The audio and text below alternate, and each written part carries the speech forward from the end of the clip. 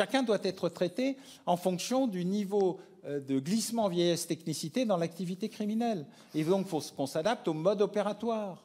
Le mode opératoire, c'est le besoin, l'envie, le plaisir. Le besoin, j'ai rien et je veux quelque chose. Alors, c'est un besoin en général utile. C'est celui qui nous a permis de passer du statut de sujet à celui de citoyen. C'est la révolte sociale, c'est la révolution, c'est l'expression d'une violence contre une violence plus grande encore. Celle-là, elle n'est pas du tout condamnable.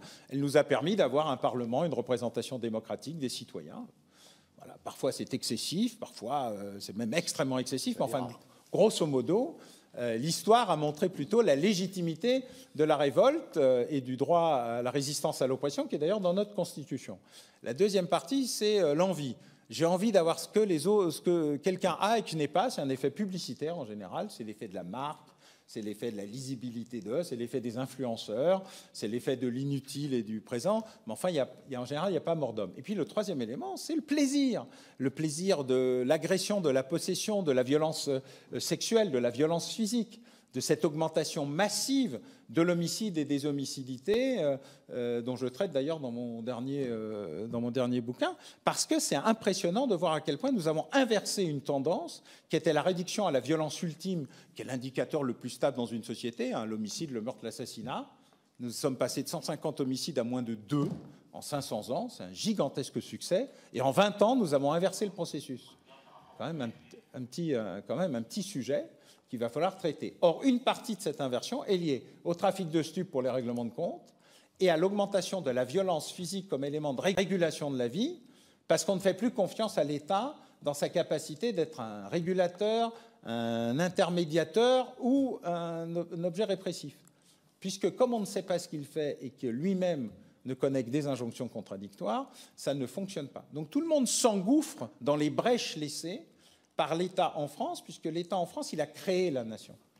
Dans tous les autres pays occidentaux et autres, la nation a créé l'État. On a plutôt des États fédéraux, avec c'est le territoire qui fait la loi, etc. En France, l'État a créé la nation, l'État est censé tout faire à la place de tout le monde et mieux le faire que les autres.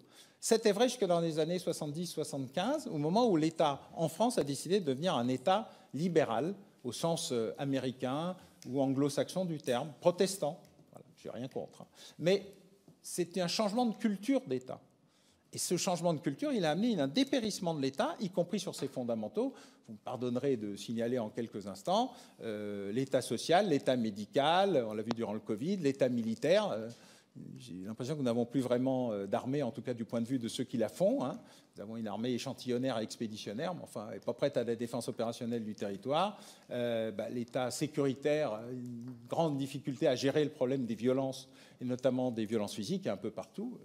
Nous sommes lyonnais tous les deux, je peux vous faire la liste, voilà, hein, on lit les mêmes journaux, on voit à peu près ce qui se passe, etc. etc. Et donc ce dépérissement de l'État, il amène à ce que, la nature ayant horreur du vide, la violence s'engouffre, et notamment la violence criminelle, et la violence criminelle liée aux stupéfiants, qui par ailleurs a une curiosité en France, c'est qu'il n'y a pas de crime organisé centralisé.